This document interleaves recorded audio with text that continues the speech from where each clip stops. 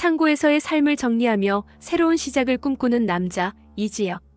그는 이제 자유를 얻었다고 생각했지만 마음은 오히려 더 무겁기만 했다. 어느새 카페를 들락거릴 일들을 스스로 만들며 은우를 향한 시선을 감출 수 없었다. 또 오셨어요? 은우가 눈을 흘기며 말했다. 지혁은 어깨를 으쓱였다. 일 핑계라도 있어야 여기 올 수 있잖아요. 이젠 변명도 지겨워요. 그럼 변명 말고 고백할까요? 그 순간 은우의 표정이 굳었다. 그녀는 대답 대신 커피잔을 내려놓았다. 한편 상철은 밤마다 눈이 충혈될 정도로 교재를 붙잡고 있었다. 수십 년을 한 회사에서만 버티던 그는 이제 아르바이트를 하며 젊은이들과 어깨를 나란히 하고 있었다. 그리고 드디어 합격 소식을 들었다. 붙었다. 그는 합격증을 두 손으로 덥석 쥐며 눈가를 적셨다. 내가 아직 살아있구나. 나도 할 수 있구나. 다정은 그의 어깨를 꼭 안아주며 말했다. 여보, 난 항상 당신 믿었어요. 당신은 우리 집 기둥이에요. 상철은 목이 메어 대답했다. 여보, 이제 나도 다시 시작할 거야. 은퇴 따위 아직 멀었어. 그러나 그에게 닥칠 파도는 아직 시작도 하지 않았다. 은호는 꼭 하고 싶었던 인테리어 프로젝트를 드디어 따냈다. 헬멧을 쓰고 현장에 들어서며 눈빛을 빛냈다. 이건 내 인생의 기회야. 절대로 놓치지 않을 거야.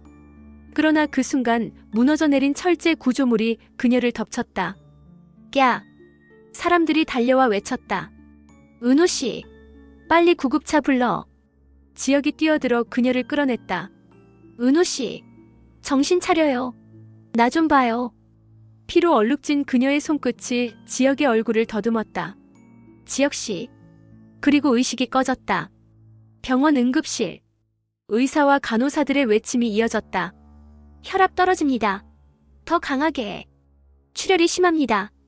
지혁은 밖에서 두 손을 떨며 벽에 기대고 있었다. 그때 성재가 달려왔다. 무슨 일이야? 은호 씨, 무슨 일이냐고. 지혁은 피 묻은 손을 부르르 떨며 대답했다. 현장에서 사고가 났어. 내가 지켜주지 못했어. 성재는 이를 악물며 소리쳤다. 너 같은 놈이 뭘 지켜? 내 곁에 있으니 이런 꼴 나는 거잖아. 지혁이 멱살을 붙잡았다. 닥쳐. 지금 그런 말 할 때가 아니야. 성재도 물러서지 않았다. 아니, 지금이니까 말해야지. 내가 사랑이라고 외치던 게 결국 은호 씨를 이렇게 만든 거야. 문 안에서 의사의 목소리가 들려왔다. 환자 불안정합니다. 추가 수혈 준비하세요. 한편 집안에서도 균열은 더 깊어지고 있었다. 조옥래는 다정에게 소리쳤다. 예비한테는 말하지 마라. 예미야, 내가 막아야지. 다정은 눈물이 고인 채 반박했다. 어머니, 숨긴다고 해결되나요? 결국은 알게 될 거잖아요. 옥래는 절규했다. 예비한테 말하면 내 가출한대이. 내가 이 집을 떠나버릴 거야. 며칠 후 은호는 병원에서 눈을 떴다. 그녀의 시야에 가장 먼저 들어온 건 지혁과 성재였다. 두 남자는 동시에 말했다. 괜찮아요? 은호야, 내가 옆에 있어. 은호는 눈을 질끈 감았다. 제발 두 분 다 나가주세요. 전 혼자 있고 싶어요. 지혁의 눈에 눈물이 맺혔고 성재는 입술을 깨물며 병실을 나갔다. 복도에서 두 사람은 다시 부딪혔다. 넌 은호 씨를 사랑한다고 말하지만 결국 내 욕심이야. 아니야. 난 끝까지 그녀 옆에 있을 거야. 그럼 끝까지 싸워야겠네.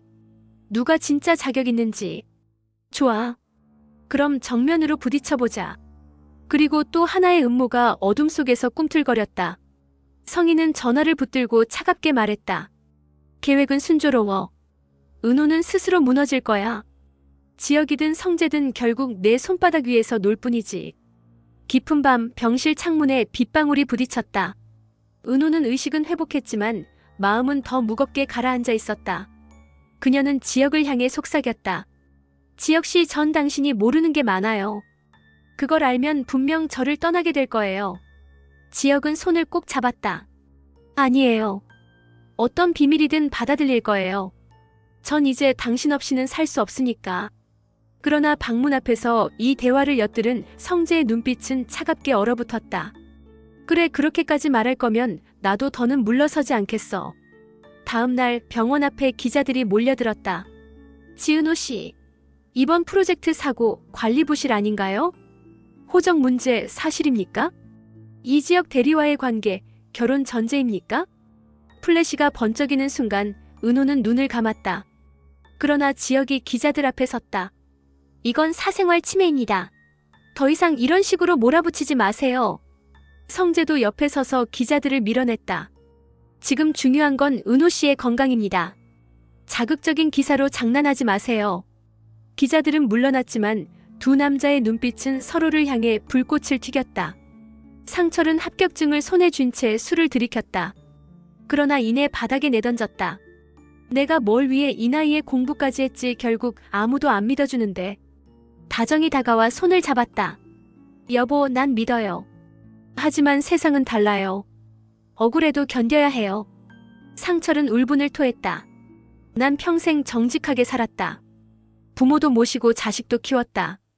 근데 왜 나만 이 모욕을 받아야 하지? 그의 눈빛은 흔들렸고 결국 그는 무너져 울음을 터뜨렸다. 며칠 후 은호가 퇴원해 카페에 돌아왔다.